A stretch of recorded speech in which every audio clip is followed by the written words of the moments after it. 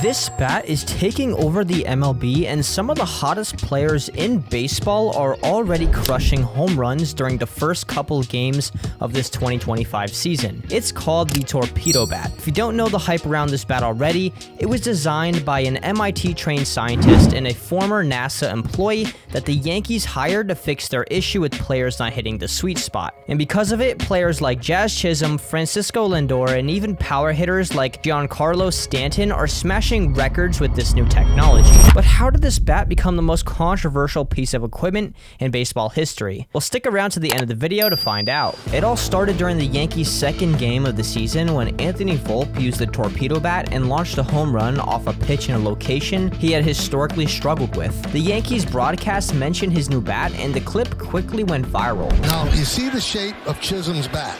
Dude, it's got a big barrel on it. Well, so they had bats made up where they moved a lot of the wood into the label, so the harder part of the bat is going to actually strike the ball.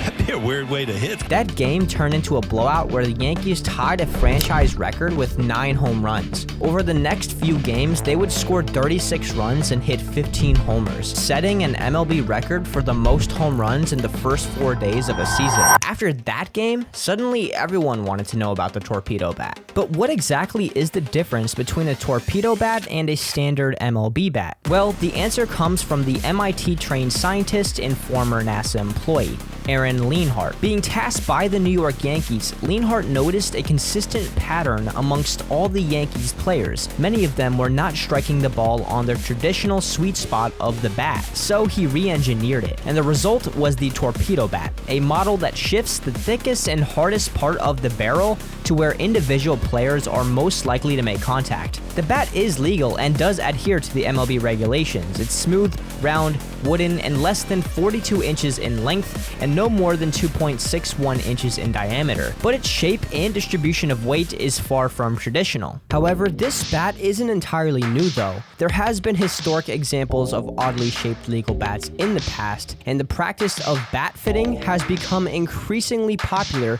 in these recent years. This high-tech process uses motion capture systems, biomechanical assessments, and lab analysis to design bats tailored to each individual player's swing. And a single bat fitting session can cost upwards of $7,500, and players at all levels are flocking to these labs. In essence, the Torpedo bat is the next logical step in taking customization from subtle adjustments in grip or length to full redesigns of the bat's core shape. But the controversy with these bats are growing. Pitchers claim it's an unfair advantage, with some suggesting that if Torpedo bats are allowed, pitchers should be permitted to use pine tar. And others argue that the bats are only tolerated because the Yankees were the first to use them. Yet the MLB commissioner Rob Manfred has stated that the bats are good for baseball and no ban seems imminent. Meanwhile, demand is skyrocketing. Nearly a quarter of the league has contracted manufacturers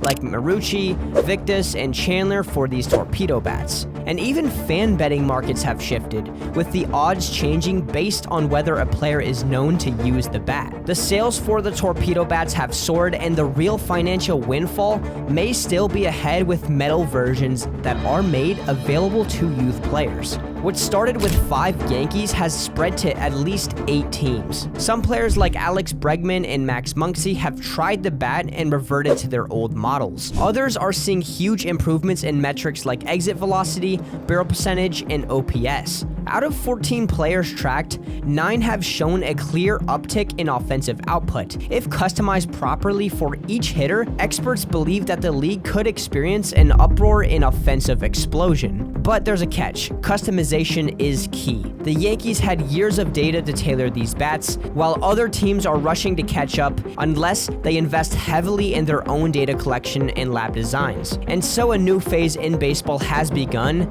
not just a race for the best players, but a race for the best designed baseball bats. As teams double down on research and development, the future of hitting is likely to look very different. Just imagine a league where every single batter swings a bat engineered just for them, shaped by the biomechanical data and crafted to maximize their unique strengths. If that becomes a reality, then the offensive stats of tomorrow might dwarf anything baseball has ever seen before. And the crazy part of it all is that it started with one bat, one scientist, and one home run that changed everything forever.